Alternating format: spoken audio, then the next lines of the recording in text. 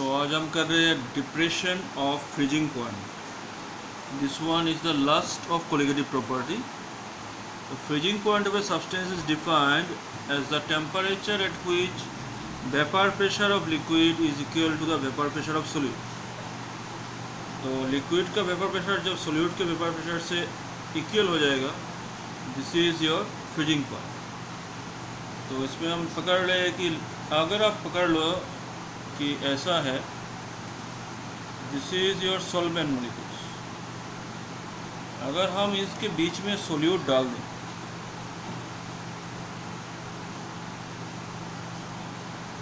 then solvent molecules will take more time to unite together or solvent molecules will take more time to cling together. अगर सिर्फ solvent होता, solvent are closer to one another, तो क्या होता, जल्दी से cling कर जाता, जल्दी से solidify हो जाता. Now it is take time to cling together because solvent molecules are away from one another. तो क्या होगा कि टाइम चाहिए, टेम्परेचर को भी ज़्यादा ड्रॉप करना पड़ेगा. अगर आपका प्योर वाटर का फ्रीजिंग पॉइंट 0 डिग्री सेंटीग्रेड है, अगर इसमें सॉल्ट डाल दिए तो ये -4 degree centigrade, -5 degree, depending on the amount of salt. तो प्योर का अगर इसको TF नॉट पकड़े, इसको TF पकड़े, तो TF not is greater than TF not.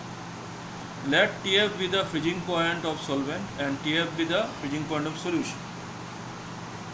So del TF is TF not minus TF. और हम ऐसे कर देते इसमें कि 0 डिग्री और -4 डिग्री, तो del TF आ जाता है आपका 4 डिग्री. अगेन ये जो del TF वाला पहले हमने बोला हुआ है कि अमाउंट ऑफ सोल्यूट के ऊपर डिपेंड है, तो मास ऑफ सोल्यूट इसका मोलरिटी M से कनेक्टेड है. सो इसमें देख लीजिए आप कि del TF is equal to some constant KF और M का जो है वो बैठा सकते हैं, या तो M इधर में रख दो आप. तो this equal to KF. What is the molality of solution is W2 by M2 W1 by 1000. तो this is your del TF, depression in freezing point. तो इसमें एक बात याद रखिए कि KF को क्या बोलते हैं, मोलर डिप्रेशन कांस्टेंट, और फ्रीजिंग पॉइंट डिप्रेशन कांस्टेंट भी इसको बोला जाता है. अगर हम इसको ग्राफिकली रिप्रेजेंट करें, this is vapour pressure, this is temperature. So this is your TF, this is your TF not, because TF not is greater than TF. तो ये वाला जो लाइन है ये आपका सॉल्यूशन के लिए है, ये वाला है आपका सॉल्वेंट के लिए है, ठीक है. So this one is your frozen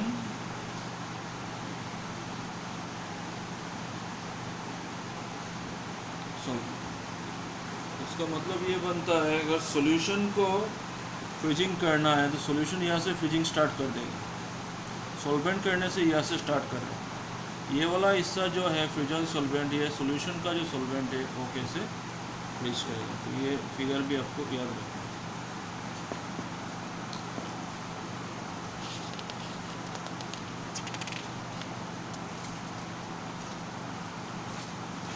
इसके बाद एक मॉलिक्यूल चलिए बनाते हैं इससे.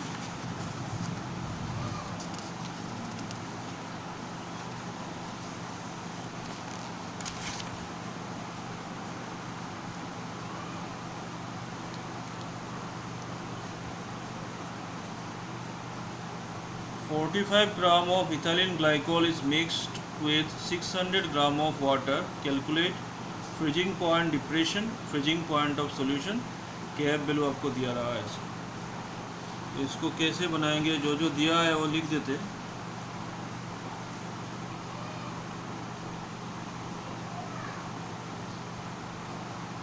KF 1.86, यूनिट को भी रखते हैं. इथाइलिन ग्लाइकोल, आपको फॉर्मूला याद करना पड़ेगा. इथाइलिन ग्लाइकोल, तो ये ग्लाइकोल होने से इधर में OH, इधर में OH, तो इसका जो मास आएगा आपका 2 × 12 प्लस 6 × 1 प्लस 2 × 16, तो आ जाएगा आपका 62 ग्राम पर मोल।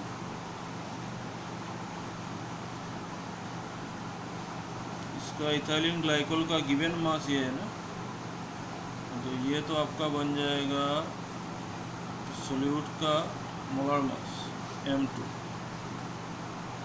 और W2 गिवन मास दिया है 45 ग्राम। सो आपको निकलना है del TF equal to KF × M। KF 1.86, M क्या होता है W2/M2 W1/1000। सो आप लिख दीजिए 1.86 × W2 45 ग्राम, M2 आ गया आपका 62, एंड W1 जो है,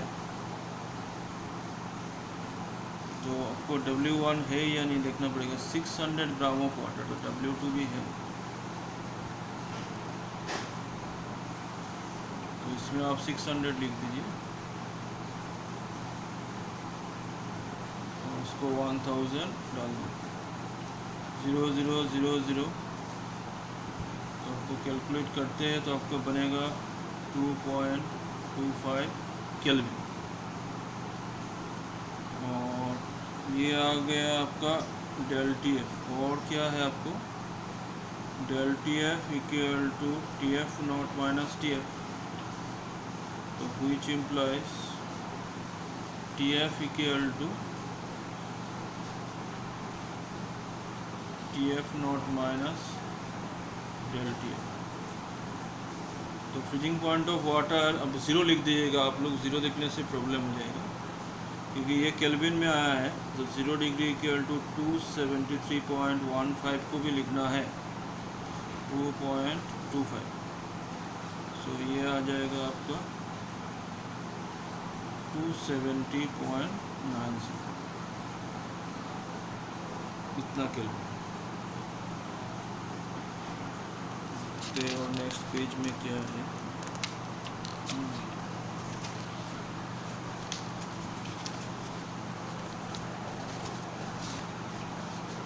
नेक्स्ट पेज में आपका osmotic pressure and osmosis.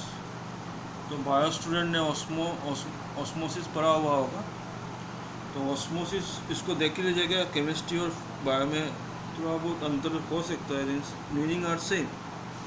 Osmosis is the flow of solvent from a solution of less solute concentration to a solution of more solute concentration। इसे शॉर्ट फॉर्म में through semi-permeable membrane, मतलब ये dilute से concentrated की तरफ move करेगा। पकड़ लो आपका एक रेजिन, या हम जो किशमिश बोलते हैं, अगर ऐसे रख दिया, किशमिश में क्या होगा, सोल्यूट का कंसंट्रेशन ज़्यादा है, तो वाटर तो किशमिश की तरफ मूव करेगा ना।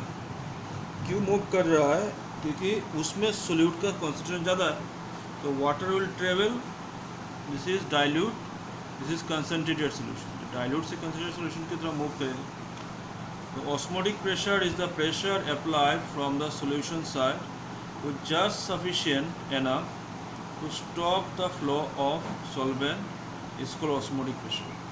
तो ऑस्मोटिक प्रेशर दूसरा चीज़ है, वो प्रेशर है जिससे हम ऑस्मोसिस को हम रोक पाएंगे। The pressure which is sufficient enough to stop the flow of osmosis, this is osmotic pressure. Osmotic pressure is a colligative property because it depends upon the number of moles of solute in the solution. जितना ज़्यादा solute होगा इतना ही osmotic pressure होगा। हमने तो ये class 11 में याद किया हुआ है, PV इक्वल टू nRT, तो P equal to N/V × RT। अगर हम ये P को ऑस्मोटिक प्रेशर से रिप्लेस करते हैं, दिस इज पाई, और N को अगर क्योंकि सोल्यूट के ऊपर डिपेंड है, तो एन को number of moles of solute by V into RT। So amount of solute per unit volume is your concentration बनता है, this is CRT। Pi equal to क्या बनेगा आपका, CRT बन जाएगा। तो ये भी एक है, या तो इसको एक्सपांड कीजिए कि N2 number of moles of solute, this is W2 by M2 V into RT। तो ये फॉर्मूला से भी न्यूमेरिकल बनेगा और नीचे वाला फॉर्मूला से भी आपका न्यूमेरिकल बनेगा। तो इतना रख देते हैं।